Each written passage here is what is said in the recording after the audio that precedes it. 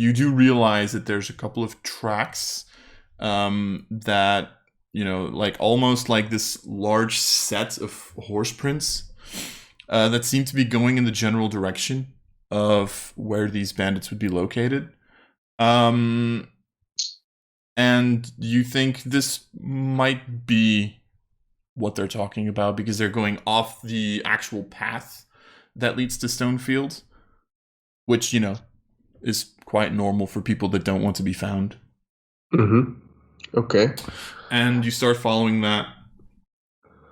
And based on natural geography, like the topography and whatever, do I know that if we go this route, we will be seen from far away, or can we? It is relatively open, so there is a good chance that you'll be noticed, unless you want to do something special about that. Yeah. So it's not that we can take a little detour but be less seen, but have some rocks and cliffs to hide. You can try to kind of go from how do I say this, from cover to cover, so to speak. You can try to do that, but that will slow you down. Yeah. But that's your call. I assume once we get closer, we might want to try that. Mm-hmm. Yes. All right. Or I could go ahead, take a look, and come back. I'm not sure. Can do things like that. You can certainly try. You can be the stealthy boy. For once. Yeah. Then I'll try to go a little bit before the group. Okay. So looking ahead, and the moment I see something, I'll become more stealthily and yeah. I do leave tracks behind me, so they know what to follow. Yeah. Yeah. Make me another survival check, but you can add a +1 to it because you do have a basic idea of where you're going right now. Yeah. Stealth, and then survival first. And then stealth will be after that. Yeah, I was doing. Oh, okay. Nice. Okay. That's an 8. So, right now, you're actually perfectly well able to figure out their path right now, especially with that raise. You're also, because you have a raise, you also figure out how far away you are. And it seems that the camp at this point, you guys would have traveled about this would be about 3-4 hours in, so to speak. At that point, you would realize that you're getting relatively close, as in 30 minutes an hour, 30 to 45 minutes, sorry, before you'll get there. Yeah. So if you want to start going in scout mode, you can make a stealth check. Well, I'll do that, and I also look at the horizon to see if I see things of human activity, like maybe smoke, maybe dust from horses running, or something like that. All right. So make a stealth and a notice check. Yeah. Okay. The stealth check is here, so I can do that. Nice. I guess it's again 6-1. Okay.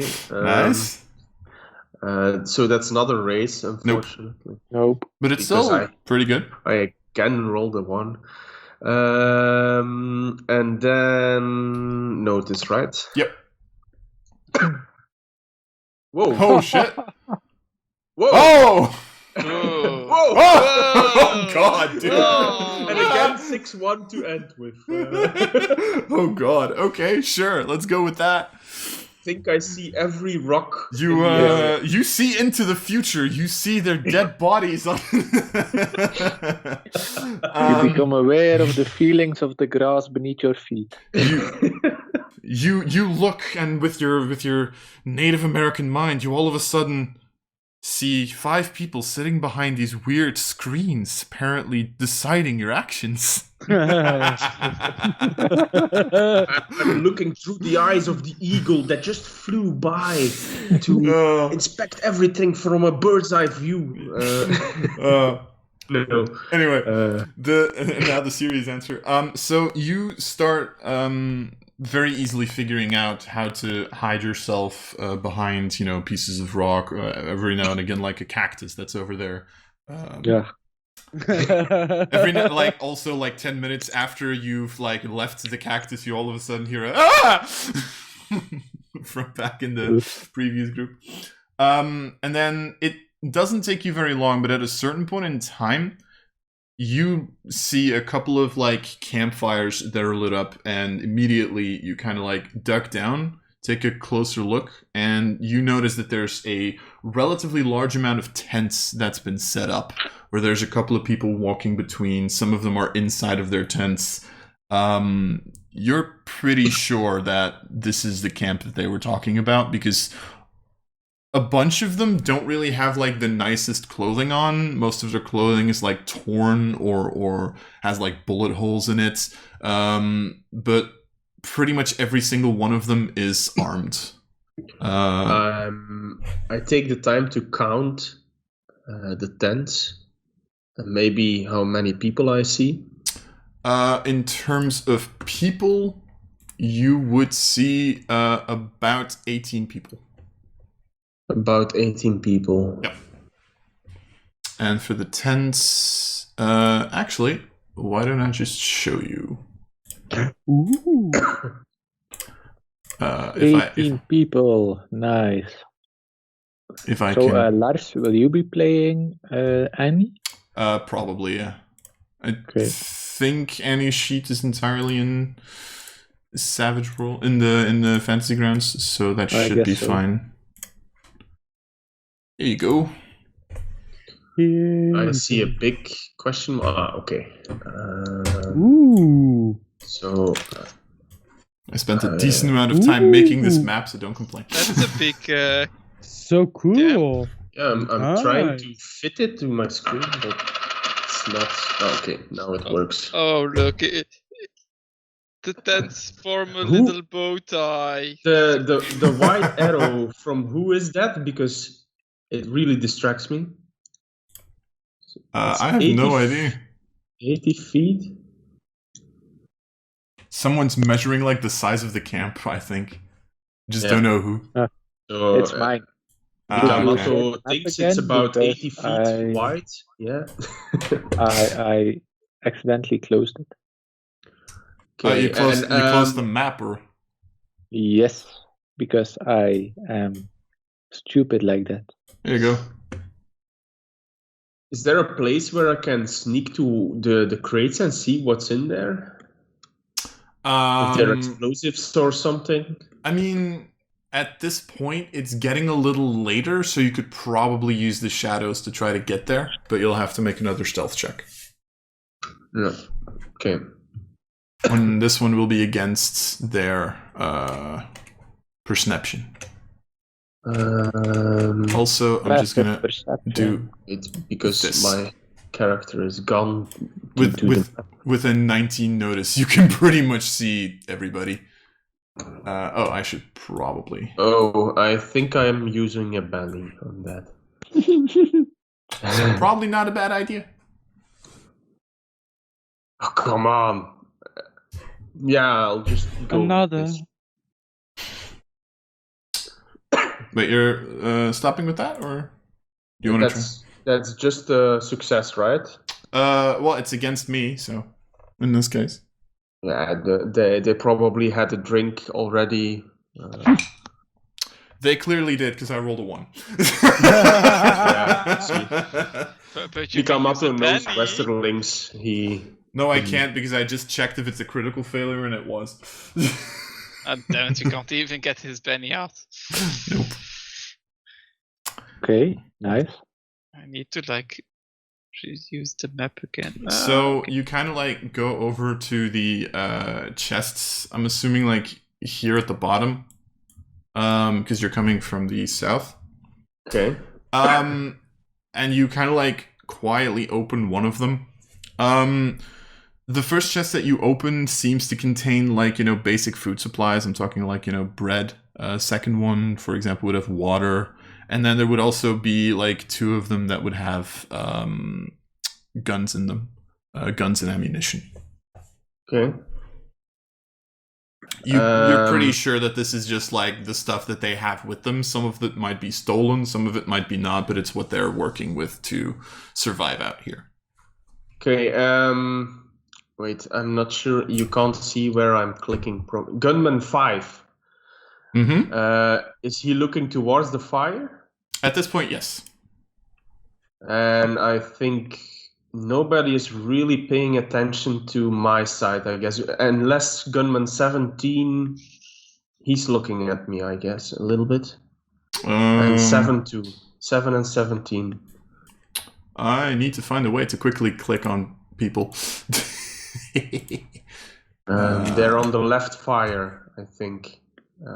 Right, yes, those two are also like kind of looking in your direction, but I rolled like a critical failure, so... Yeah, so can I try to go towards there? Sure.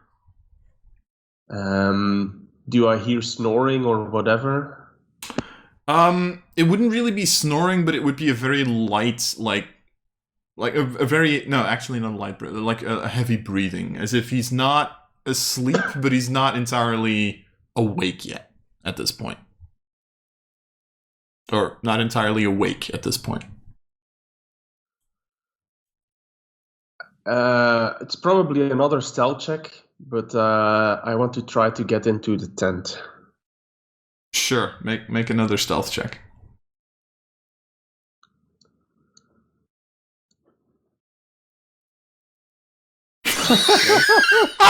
Yep. La. I mean, I'm just gonna roll for the fuck of it, but yeah, that's a 4.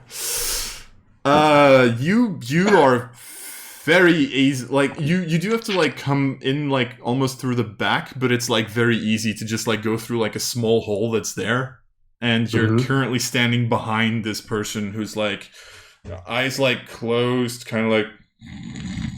Can I just slit his throat and it's done with it, or doesn't it work like that? If you no more dreams. Technically, hold on. I'm a quick. Technically, this would be getting the drop on them, which does have a set of rules for it that I'm quickly going to look for. I think it's like a +4 to your fighting roll. If I guess if I slit his throat, he can't scream anymore or whatever. Yeah, pretty much. Yeah, exactly.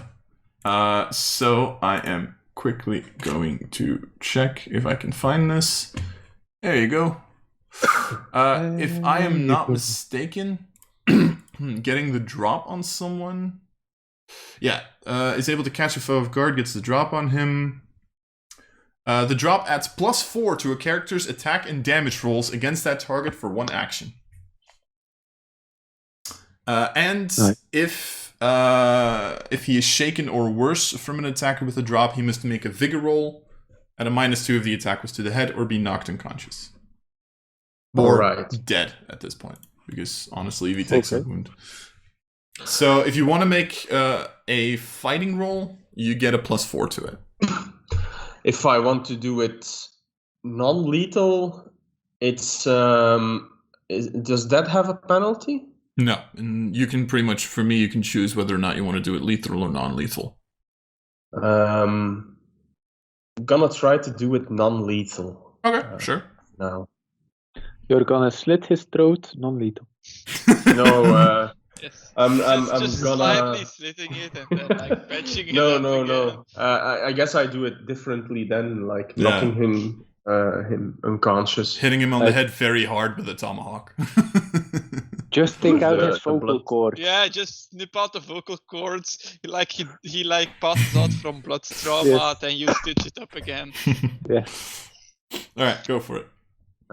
It's a fighting roll, right? Yes, exactly. We have an automatic raise if you would hit. I think he got a raise for some weird reason. Okay. Let me check their parry just for the fuck of it. No. Yeah, no, that's a raise. That's a hit with a raise. So roll your damage with an additional d6 and an additional 4. Nice. D6 and an additional D4. No, not a d4, an additional 4. Just Flat 4. yep. Okay, so I guess, wait, I have this somewhere. Yeah, so it's probably this. Oh god. Again, 6 and 1. There's something wrong with this. There's Okay. something wrong with this. So I'm not another complaining, D6? but there's something wrong. So that's 12, and then you still get to add a d6, right? Because that's your tomahawk damage. Which is another 4, Okay. which is 16, plus 4 is 20.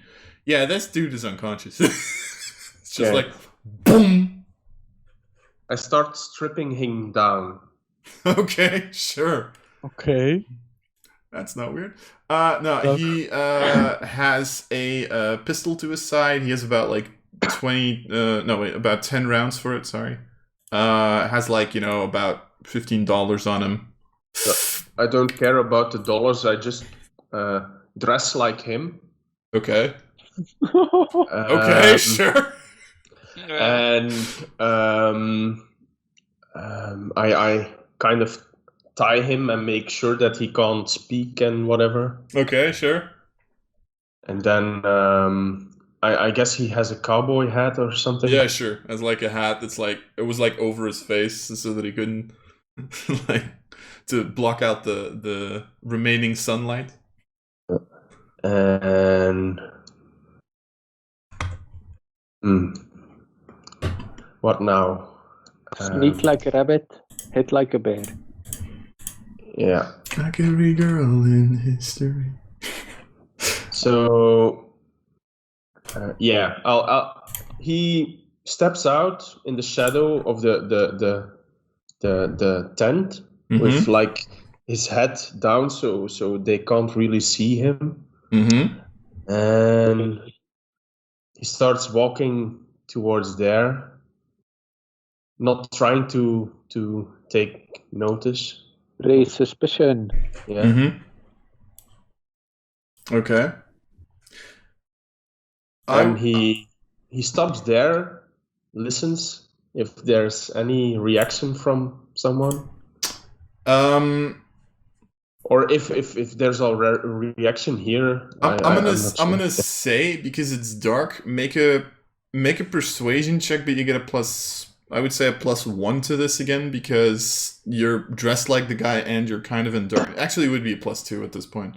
So just make a persuasion roll, just to see whether or not anyone like realizes that you're.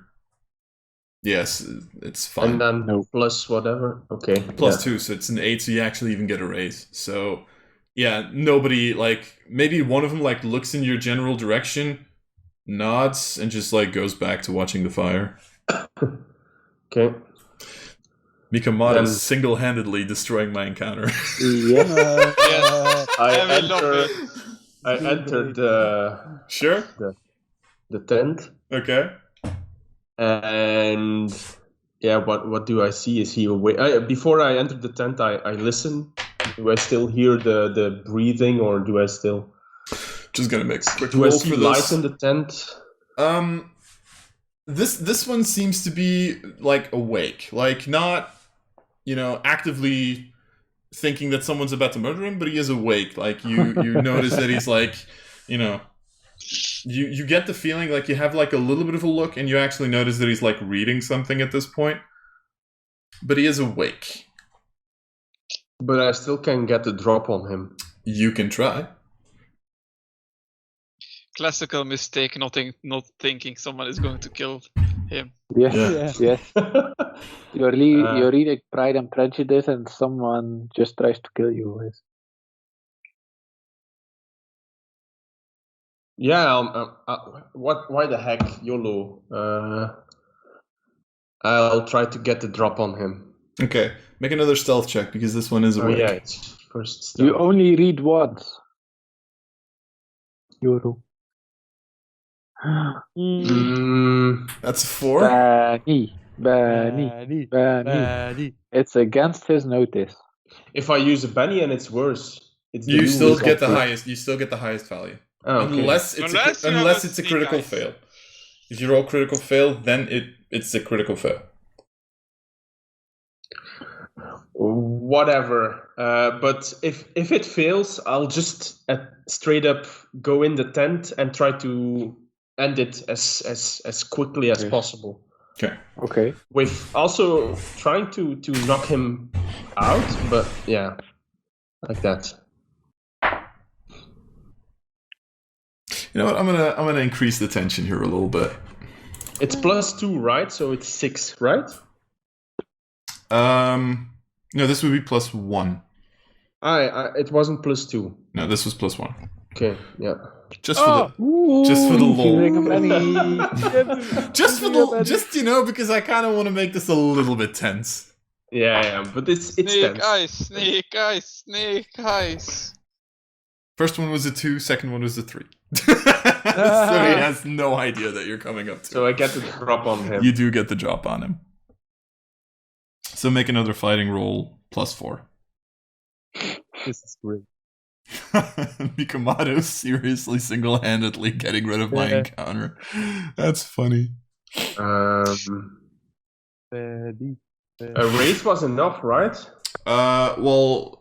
So this is 4 + 4 would be 8, right? Right now? Against Yes. parry. That's Against this right. parry. Yeah, exactly. Which you I don't know yet. I'm not sure if he has good gear, but I think that's enough. It's actually not a hit with a raise. So, but you still get to deal your tomahawk damage +4.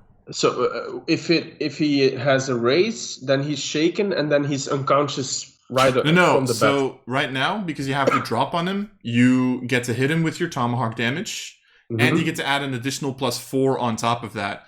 If he's only shaken from that, he's gonna have to make a vigor roll. If you deal a wound to him, he's gonna be unconscious immediately. Okay, so to deal a wound, I need to do a lot of damage. You need to do his toughness +4, pretty much. Which, But you have, already get the 4. But you Yeah, already have the 4, though. So You just pretty have much, to hit his toughness. yeah. You just literally have to roll his toughness, and then you get him. Okay. And even otherwise, he still has to like pretty much get a vigor roll. Then I don't think I need to use a Benny here. No, Okay. I don't think so either, honestly. Maybe just. What's the fate of gunman number 12? He's the least favorite gunman. So just Damage, right? yeah, just roll your damage. So tomahawk, this, and then +4. yeah. 8 + 4, that's 12. Nice. So yeah, that was it. It's not an extra die, right? no, that's just it. Yeah. So you just like smack your tomahawk, and for a second you think he notices you, and at that point, Clunk. no reaction. He's just unconscious. And then when he falls, I try to pick him up. I mean, he's not falling. He's reading on his thing, so he's already laying down. He's just unconscious. Nice. I bind him too with whatever I find in the tent, and then lay him down on the bed. Okay. And then I do like when I go out of the tent, I do like this gesture, like I'm waving at him and leaving him behind. Okay. And I start walking to the next tent. I love this. This is hilarious. Nice talking to you, Jerry. We should do this more often.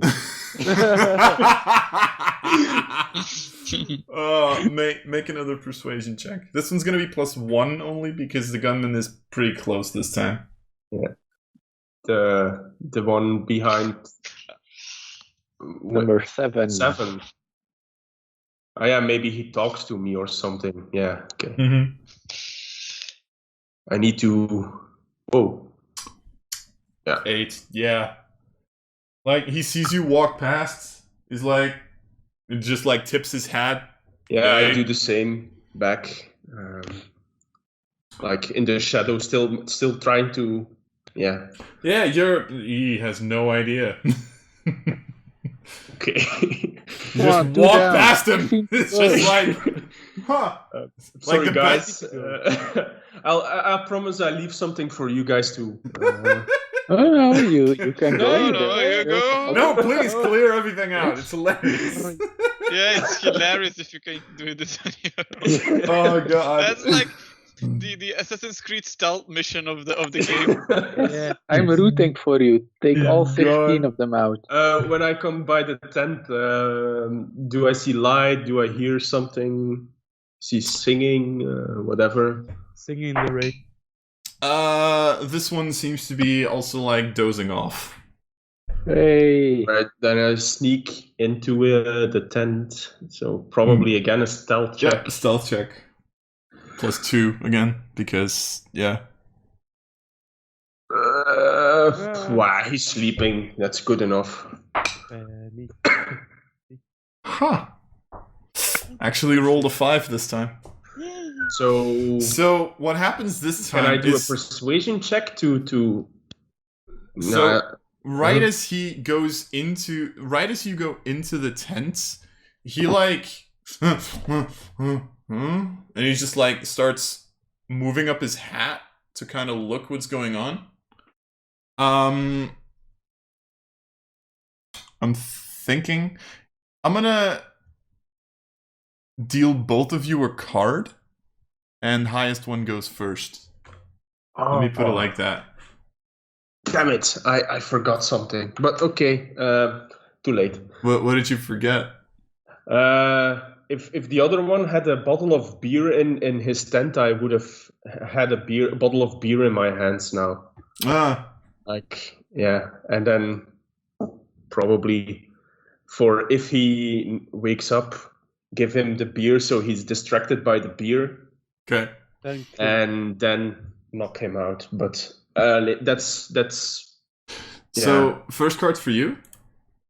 It's a jack, and then the second one's for him.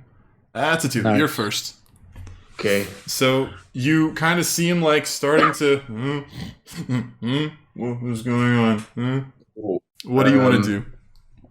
I'm not proficient with improvised weapons, I guess. Nope. I mean, that's it, or is that also just? It's just a fighting roll. Should be fair. But I guess a bottle of beer doesn't do as much damage. As a tomahawk, no.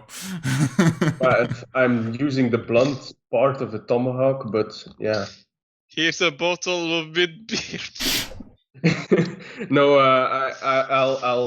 I like feint with giving him the bottle of beer, so he's a bit distracted by it, and then I'll hit with the other hand with the blunt part of the tomahawk to knock him prone.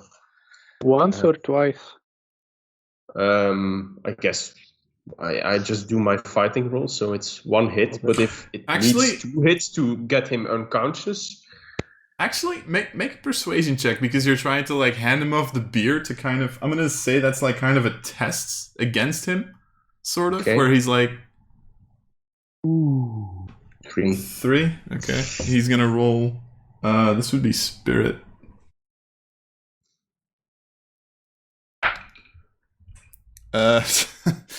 Okay, sure. So does he grab the beer? Yeah, he does. And because of that, if a test succeeds, the foe is either distracted or vulnerable, which is your choice. Distracted means he would get a -2 on everything he does. Vulnerable means everything against him gets a +2. Vulnerable. All right.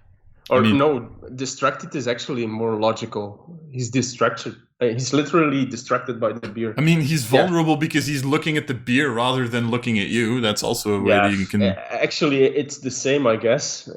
It's just, do you want him to have less things that he can do, or do you want to be able to do more to him? Let's do more to him. All right, so then he's vulnerable, so you get a +2 on your attack. Fighting roll. Yeah. And it's also a +4, or no? No, he's not. Technically, right now, he's like kind of aware that you're there, so this wouldn't really be a drop. So this is a 7. Shit. Which Yeah. which is a success. Okay. So you can roll your damage against him.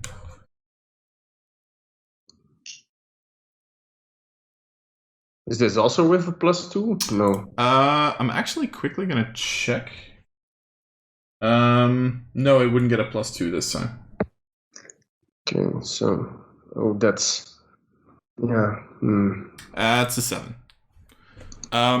So Do you want to 7. reroll the damage or not? You can. No. It's So okay. 7 does make him. 7 does make him shaken.